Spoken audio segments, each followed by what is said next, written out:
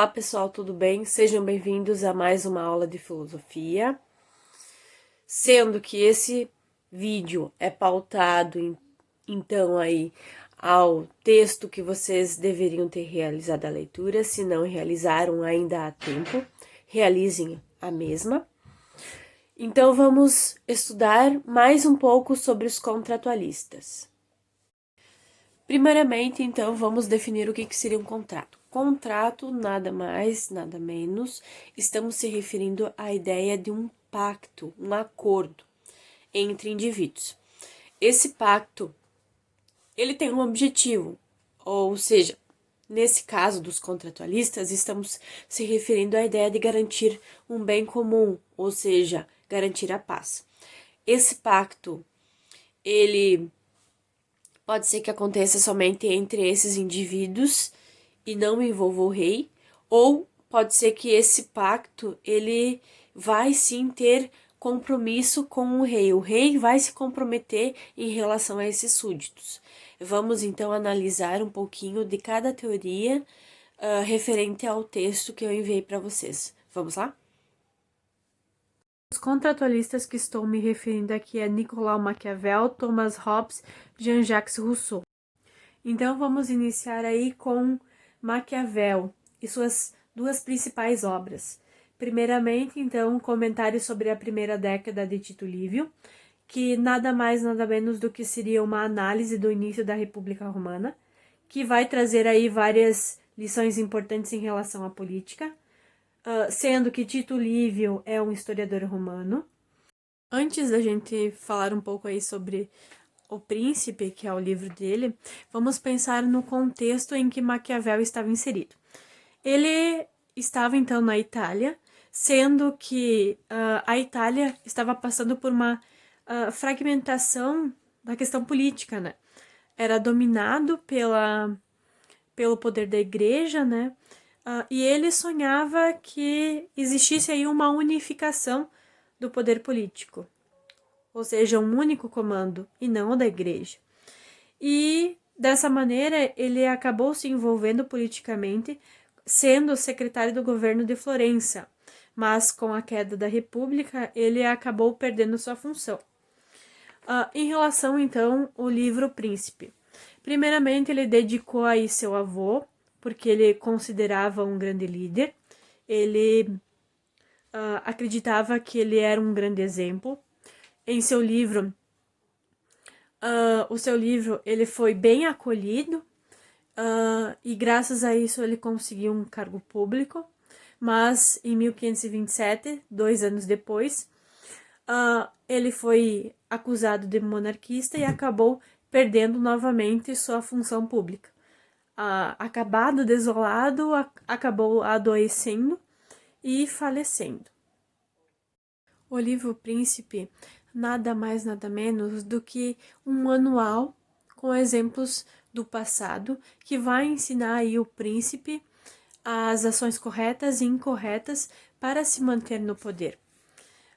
E ali vai trazer dois principais conceitos, que é a virtude e a fortuna, ou seja, a virtude em latim e o destino, que seria a fortuna.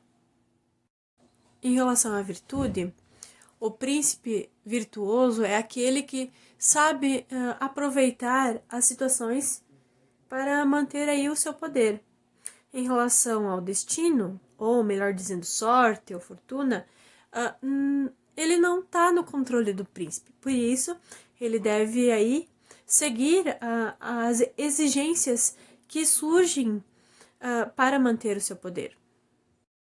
No livro O Príncipe vai aparecer que um líder deve ser um leão e uma raposa. Há circunstâncias que vai exigir força e outras astúcias desse indivíduo. Além disso, vai aparecer que um líder deve desagradar o povo rapidamente, porque ele vai esquecer muito rápido. Mas precisa fazer o bem aos poucos, para que o povo lembre desse bem que foi feito, e aí mantenha seu poder. O soberano, ele não deve agir conforme os valores cristãos, porque é impossível não utilizar da força, mentir, para que aí se mantenha o poder. Finalizando então Maquiavel, vamos iniciar aí Thomas Hobbes. Thomas Hobbes nasceu então em 1588 e faleceu em 1679. Ele foi realmente um defensor do poder absoluto, ou seja, um indivíduo que vai deter aí o poder, sem que isso seja um direito divino. E ele vai então se pautar aí a sua doutrina nos seguintes aspectos. Ele vai falar sobre o estado de natureza, o estado de guerra, o pacto social, a constituição do poder soberano. Thomas Hobbes escreveu o livro Leviatã. Esse nome, Leviatã, vem aí de uma inspiração do livro de Jó, que traz essa concepção de monstro bíblico, ou seja, um crocodilo invencível na terra e na água, um monstro, e traz essa concepção de que um líder deve necessariamente, então, ser alguém que tenha muita força e que seja capaz de obrigar os indivíduos que se comprometeram aí em ceder o poder e se comprometeram a seguir as leis. Sendo que essas leis não são para o soberano, são para o povo. E o povo deve seguir. O líder, nesse caso, ele está acima, então ele não tem obrigação nenhuma de seguir essas leis. No livro Leviatã, vai trazer que o pacto é extremamente importante porque é algo da natureza humana. O homem ele é egoísta por natureza. O homem é lobo do homem. O homem tem medo do homem. E para que se garanta a paz, então existe aí a necessidade de um pacto entre os súditos que vão aí se abster da sua liberdade para ceder aí o poder para um soberano. E esse soberano ele vai garantir essa necessidade, garantir a paz, a segurança desses indivíduos. E ele foi contrariado sobre essa afirmação de dizer que foi algo extremo, que o homem é egoísta por natureza. E ele vai dizer o seguinte: se o homem ele não é inimigo do próprio homem, por que o homem tem medo do outro? Por que o homem, quando vai viajar, ele tranca suas portas?